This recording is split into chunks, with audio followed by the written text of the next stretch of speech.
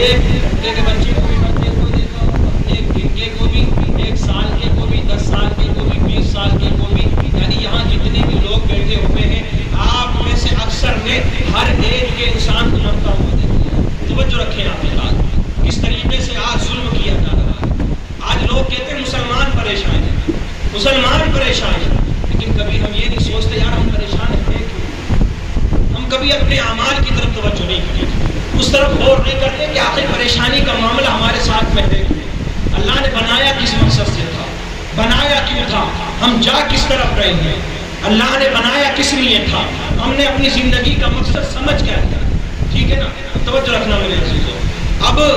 بنایا مٹی سے، بنایا حضرت آدم کو، تیار کیا، پتلا بنا کر کے رکھ دیا گیا، پھر روح نہیں ڈالی۔ اب یاد رکھنا، آپ نے دیکھا ہوگا انسان دنیا میں برابر نہیں ہے۔ آپ U S A, United state of America چلے جاؤ تو وہاں نیرے گورے نظر آ جائیں گے آپ۔ انگلینڈ میں نیرے گورے مل جائیں گے۔ ساؤتھ افریقہ چلے جاؤ تو وہاں نیرے ہی کالے مل جائیں گے آپ۔ ایک تو ہوتا کالا اور ایک ہوتا ہے نیرے ہی کالا، دبے سے بھی زیادہ کالا جو کہہ رہے ہیں اس کو۔ اور اپنے ہندوستان میں آ جاؤ تو گورے بھی ہیں، کالے بھی ہیں، موٹے بھی ہیں، پتلے بھی ہیں، ناٹے بھی ہیں، لمبے بھی ہیں، چوڑے، سب طریقے ہیں۔ سوال کیا رب کی بارگاہ میں، اے اللہ بنایا تو تو نے گے، لیکن اے رب کریم یہ فرق کیسا ہے؟ کوئی تو ایسا ہے کہ جس کا جسم بھاری ہے، کوئی ایسا ہے کہ بہت زیادہ دبلا ہے، لاغر ہے، کوئی ایسا ہے کہ بہت زیادہ خوبصورت ہے۔ لیکن یہاں پر ایک بات اور یاد رکھنا، رب نے انسانوں کے بارے میں کیا فرمایا؟ لَقَدْ خَلَقْنَا الْإِنسَانَ فِي احسن تقویم۔ اللہ نے جتنی بھی مخلوقات کو پیدا فرمایا گے، 18,000 مخلوقات کو رب کریم نے پیدا فرمایا، لیکن اللہ نے سب سے زیادہ خوبصورت، سب سے زیادہ حسن و جمال والا، سب سے زیادہ حسین اگر کسی کو بنایا گے تو اللہ نے تجھے اور مجھے سب سے زیادہ خوبصورت بنایا گے۔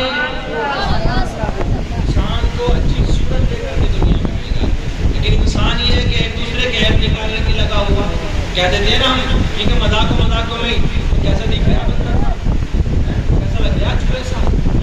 اس کی شکل تو دیکھو کتنی بری نظر آ رہی ہے۔ علماء فرماتے ہیں کبھی کسی کی شکل کو دیکھ کر کے مذاق نہ بناؤ، نہ کسی کے چہرے پر مارو، نہ کسی کی شکل کو دیکھ کر کے مذاق بناؤ۔ یہاں توجہ رکھیں، یہ پترکار صاحب، رپورٹر صاحب ہیں، ان کی نیوز پڑھنے کے بعد یا ان کی نیوز دیکھنے کے بعد میں آپ ہنسو گے، مذاق بناؤ گے تو کس کا مذاق بناؤ گے؟ جو رپورٹر صاحب ہے، ٹھیک ہے، جو پترکار صاحب ہے، کسی انسان نے کوئی چیز بنائی، یہ مائک بنایا، یہ ساری چیزیں ہیں، اگر میں اس میں کمی نکالتا ہوں تو کمی اس کی نہیں ہے، کمی جو ہے یہ آپریٹر صاحب کی ہے، اس کی نہیں ہے۔ تو یاد رکھنا ہمیں بنایا گے اللہ نے۔ اگر ہم مذاق بنائیں گے، اگر ہم ایک دوسرے کا مذاق بنائیں گے تو ہم انسان کا کچھ نہیں بگاڑ رکھیں گے، بلکہ اللہ کی بنائی ہوئی چیز میں ہم کمی نکال رہے ہیں۔ بنا دیا حضرت آدم، پتلا رکھ دیا گیا، پتلا جب رکھا تو فرشتے دیکھنے کے لیے آنے لگے، ایک ایک کر کے فرشتے آتے رہے، دیکھتے رہے، آتے رہے، دیکھتے رہے، کیونکہ ان کے لیے وہ نئی چیز تھی، کچھ نیا دیکھا تھا فرشتوں نے کہ اللہ نے بنایا کسے ہے، اللہ نے تخلیق کس کی ہے، یہ کیا چیز بنائی ہے رب کریم نے۔ تو اس وقت میں جو شیطان تھا مردود، وہ فرشتوں کا سردار تھا، فرشتوں کو پڑھاتا تھا، فرشتوں کا سردار تھا، تعلیم دیا کرتا تھا، فرشتوں کو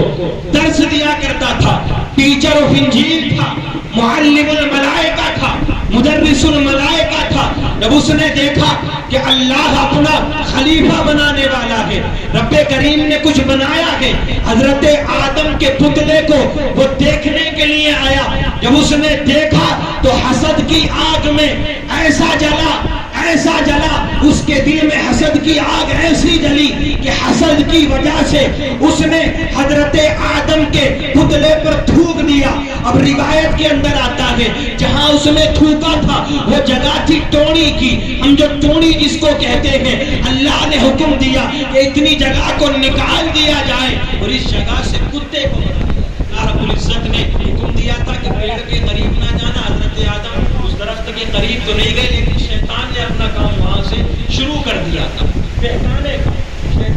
بہکانے کا، شیطان نے بہکانے کا ہمارے باپ سے شروعات کی، اور شیطان آج بھی یہی کام کرتا ہے۔ اس کو جب رب کریم نے یہ حکم دیا تھا کہ نکل جا یہاں سے، نیچے چلا جا، اب تیرا کوئی کام نہیں ہے، تم ملعون ہو گئے آگے، تو اس نے کہا تھا رب کریم نکل تو جاؤں گا، چلا تو جاؤں گا، لیکن اے اللہ جس کو تو بنا رہا ہے، جس کو تو پیدا کر رہا ہے، جس کو زمین پر بھیج رہا ہے، جس کی وجہ سے مجھے جنت سے نکال رہا ہے، اس کی آنے والی نسل کو میں آگے سے بھی گھیروں گا، پیچھے سے بھی گھیروں گا، اس کی آنے والی نسل کو لَأَقْعُدَنَّ لَهُمْ صِرَاطَكَ الْمُسْتَقِيمَ، میں سیدھے راستے پر بیٹھ جاؤں گا اور اس کی نسلوں کو میں بھٹکانے کی کوشش کروں گا۔ شیطان ہمیں نافرمان بنا رہا ہے۔ میرے رب نے بھی اعلان فرما دیا تھا کہ جا جتنی کوشش چاہے تو کر لینا، لیکن یاد رکھنا جس کے دل میں میرا خوف ہوگا، جو مجھ سے پیار کرتا ہوگا، جو مجھ سے محبت کرتا ہوگا، کہ جو میرا خوف اپنے دل میں رکھتا ہوگا، وہ تیرے بہکانے میں آنے والا ہے۔ اب توجہ رکھیں، جس چیز کو فرشتوں نے کہا تھا ہم اس چیز کو آج کرتے ہوئے نظر آ رہے ہیں۔ آج ماں باپ کے نافرمان ہیں، بھائی بھائی کا دشمن ہے۔ جب آپ دنیا میں نہیں آئے تھے، آپ کے باپ دنیا میں نہیں آئے تھے، اسی وقت یہ اعلان ہو گیا تھا۔ تو آج جو انسان یہ نافرمانیاں کرتا ہے، آج جو انسان یہ سارے کام کرتا ہے، آج جو انسان حقوق مارتا ہے، حق مارتا ہے ایک دوسرے کا، تو یہ سوچتے ہیں کہ ہم کامیاب ہو گئے، دنیا کے اندر ہمیں کامیابی مل گئی، ہم نے کامیابی حاصل کر لی۔ یاد رکھنا حق مارنے والے کی دوسری عبادتیں بھی قبول نہیں ہوتی۔ بھائی کا بھائی پر حق ہے، ماں باپ کا اولاد پر حق ہے،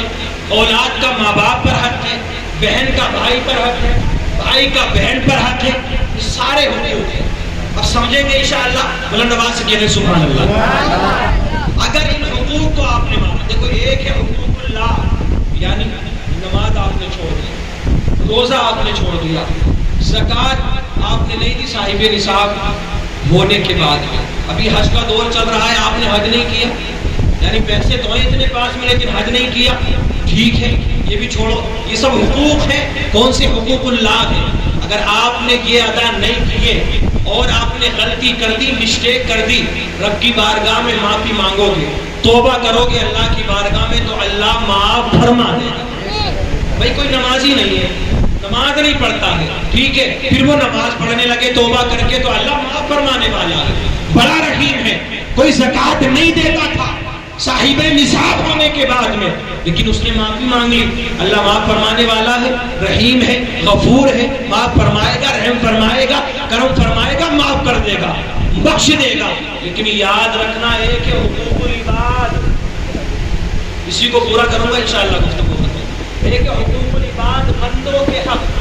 اگر وہ آپ نے مارے ہیں تو ایک روایت کے اندر یہ آتا ہے کہ جب تک آپ بندوں سے جا کر کے معافی نہیں مانگ لیتے، حقوق العباد بڑا سخت معاملہ ہے۔ اس وقت فرشتوں نے کہا تھا مولا نہ بنانا، آج ہم وہی کام کرتے ہوئے نظر آ رہے ہیں،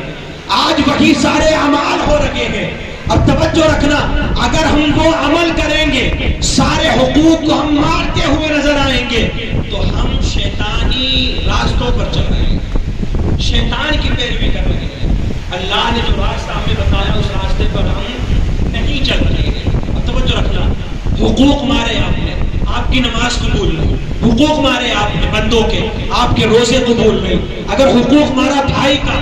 آپ کا کوئی دیگر عمل قبول نہیں۔ اب توجہ رکھنا، صرف نماز پڑھنے کے بعد میں کوئی یہ نہ سمجھے کہ اس کی بخشش ہو جائے گی، صرف روزہ رکھنے کے بعد میں کوئی یہ نہ سمجھے کہ اس کی بخشش ہو جائے گی، صرف زکوٰۃ دینے کے بعد میں یہ نہ سمجھے کہ اس کی بخشش ہو جائے گی، صرف حج کرنے کے بعد میں یہ نہ سمجھے کہ اس کو بخش دیا جائے گا۔ یہ جو چیزیں فرض کی ہیں ان کا معاملہ تو اپنی جگہ حق ہے، لیکن اگر اس کے ساتھ میں دیگر ہم نیک اعمال نہیں کرتے ہیں، اگر ہم اپنے ماں باپ کو ستا رکھے ہیں، اگر ہم اپنے پڑوسی کو ستا رکھے گے، اگر ہم اپنے بھائی کو ستا رکھیں گے، اگر ہم سے ہمارا رشتہ دار پریشان ہے، ہم سے ہمارا چھوٹا بھائی پریشان ہے، ہم سے ہمارا بڑا بھائی پریشان ہے، ہم سے ہمارا رشتہ دار پریشان ہے، ہم سے ہمارے ماں باپ پریشان ہے، تو یاد رکھنا جتنی بھی تم نے نمازیں پڑھی ہوں گی، جتنے بھی روزے رکھے ہوں گے، جتنی بھی زکوٰۃ دی ہوگی، جتنے بھی حج کیے ہوں گے،